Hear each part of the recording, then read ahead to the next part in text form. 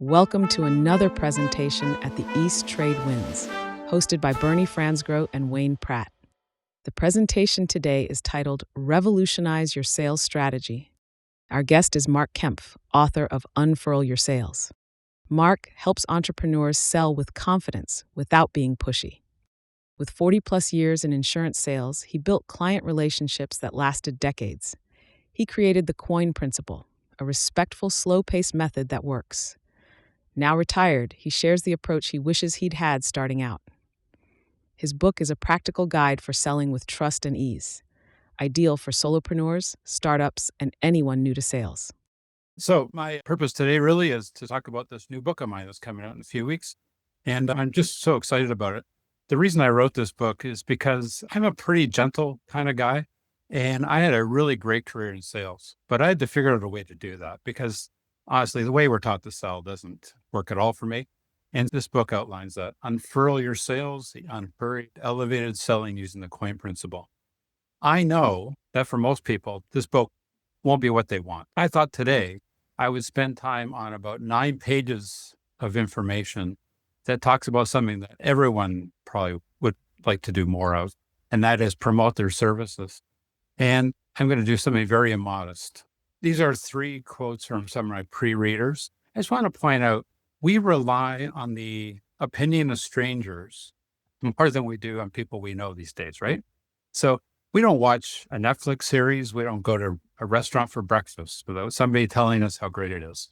And so testimonial letters are such an important part of doing work. And I figured out some really cool ways of doing it in my business. And that's what I want to talk about today. So there are 4 reasons why testimonials are the best thing for prospecting. First, when I ask a client for a testimonial letter or review, it's a great litmus test of how I'm doing with them. So occasionally you'll get some surprises. One client that we were doing wildly advanced work for gave me a real bland testimonial letter. And it occurred to me, this person actually doesn't know how much great work we're doing for them because they've never experienced anyone in this field before. So they just thought that was normal. So that was a great wake-up call for me. It also confirms relevancy of our current services for that person because maybe they're not speaking to them, and it's a good review of that. And I find that over time, I had clients for 30 years.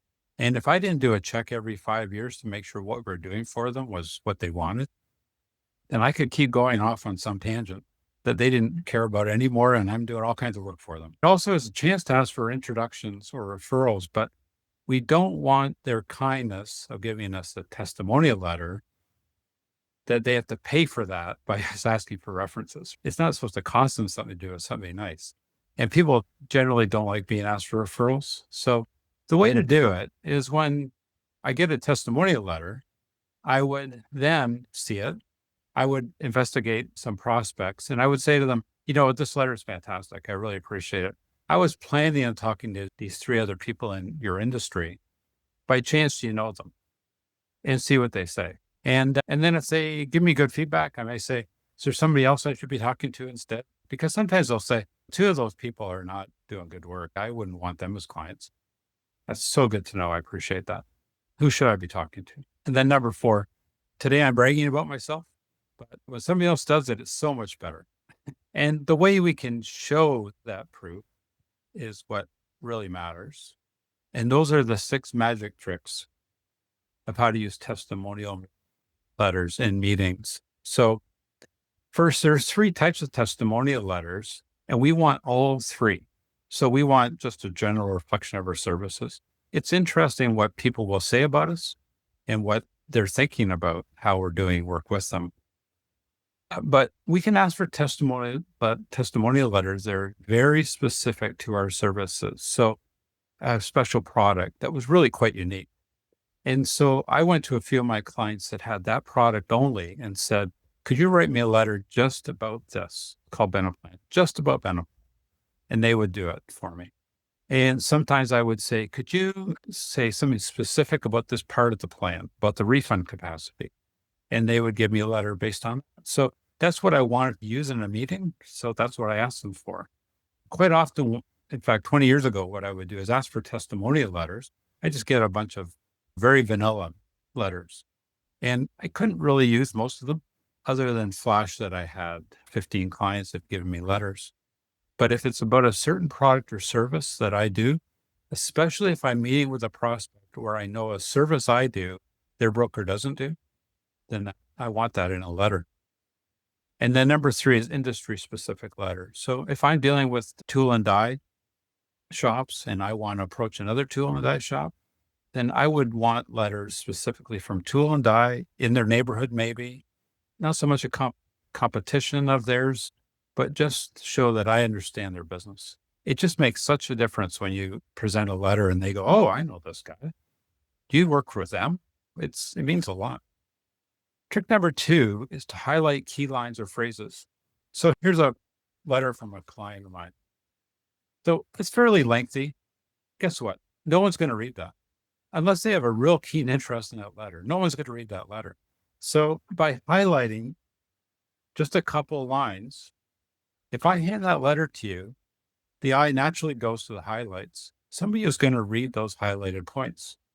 And if that's all they read from that letter, that's all they would need to read. They would be very helpful. And then if I have a client story related to this, then that's even stronger. So for instance, this letter says, "We are not a large client, but you treated us as if we were a large corporation and your only client." And at the bottom, it says, "Thank you again, Mark, for treating us like superstars and for handling the matter better than we expected." So forget the bragging part. If I've gone to see a prospect and they're saying, "I don't know if our broker even cares who we are. Like they just treat us like everybody else. And we have a problem," they don't call us right away.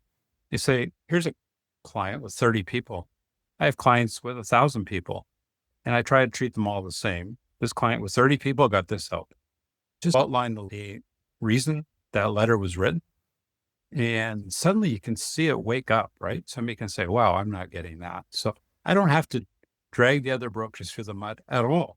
All I do is show up a comparison of the two of us and let them decide themselves. Trick number 3, and this is the best one, is when we can tie letters to meeting subjects.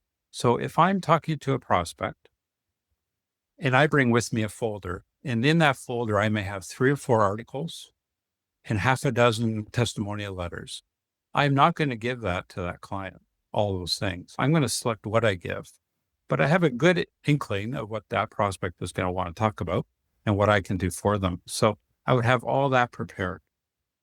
And then number 2, when I'm discussing a related subject to one of those letters, I try to make sure that they get twinned with the letter.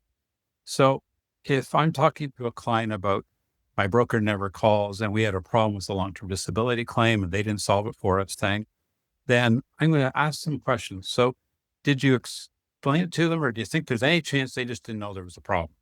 What did the insurer say about it? Tie it in together.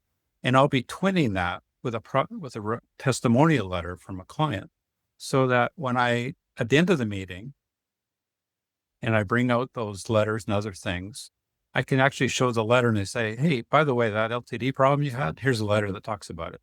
And I just stick it in the file. Don't make a big fuss. I've got 2 or 3 lines highlighted. They're going to go back and look at that letter, right? They're going to read those highlighted notes. They may not read the entire letter, or it may encourage them to read the entire letter. But by using letters as a meeting summary and key points as I give them stuff, it is just layering on a discussion and all the positive parts about that discussion. So why would they not want to work with a guy who's solving their problems and has proof already they're doing that for other people? Trick number 4 is to tie letters to client communications. So, for example, if I have a letter that has one subject that is really important to that prospect, I could say to them, "Anna wrote this letter, and I'm sure she'd love to talk to you if you wanted to give her a call." Now they know exactly who has had a similar issue, that Mark Kempf solved it for them, and I've offered to connect them to Anna. Now, I would say to them, "Don't call Anna until I speak with her first. They'll get approval, but if you want to talk to Anna, let me know."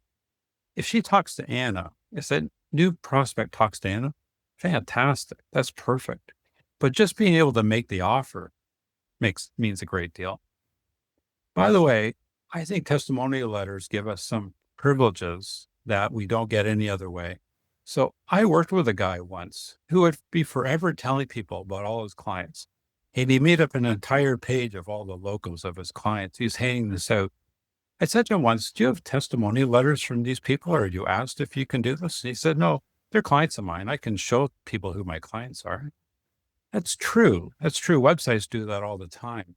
I'm not comfortable doing that. So I had 3 real name brand clients. They're just on in everyone's pantry shelf, or they're something that everyone uses. And I asked specifically for testimonial letters, and only 2 of the 3 gave them to me. No one ever knew that their client existed. I may say I've got a client in this industry, but I would never tell a client that name of that company.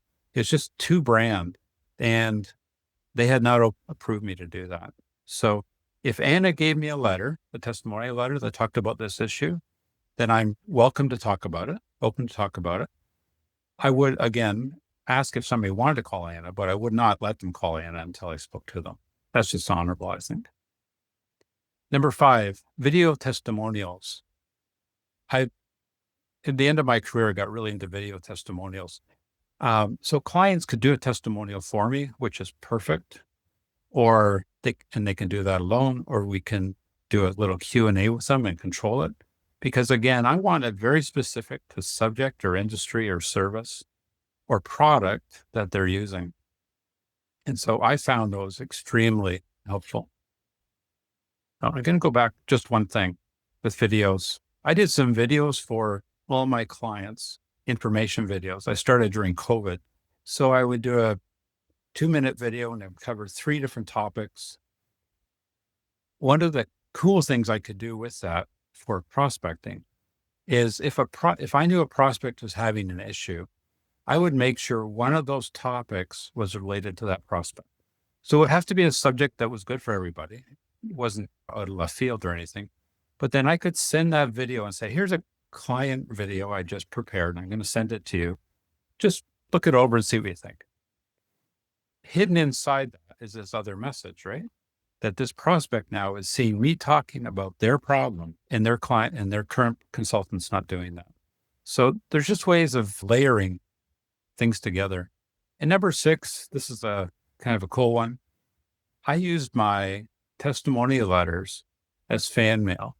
So if I was in a slump and I was feeling crummy, these letters would remind myself, hey, I do good work. Clients appreciate me. But it also reminds me of the key subjects that matter most to prospects and clients.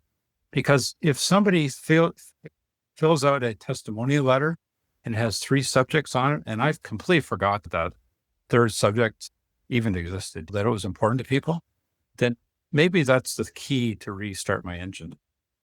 So those are my keys to it. So the book, if you're interested, they'll be available. Target is June 17th. I think we're going to make that target. Unfurl Your Sales. I've got a website content. Okay. Thanks for your attention. Unlock the full potential of networking with East Trade Winds. Are you eager to connect with our esteemed guest speaker and delve deeper into the ever-expanding universe of connections? Simply scan the QR code now and embark on a journey of endless opportunities. Join us at East Trade Winds, where we gather online via Zoom every Tuesday from 8 to 9 a.m. Eastern Standard Time. Whether you're a seasoned professional or just starting out, you're welcome to connect with us. Seize the moment, register for free, and start exploring today. Fancy sharing your insights as a guest speaker? We're looking for you. Reach out to Wayne Pratt to ignite your speaking journey. Email him at wayne@motivateyou.ca or connect with Wayne on LinkedIn. Don't wait. Take action and be a part of a global community that's shaping the future of business networking.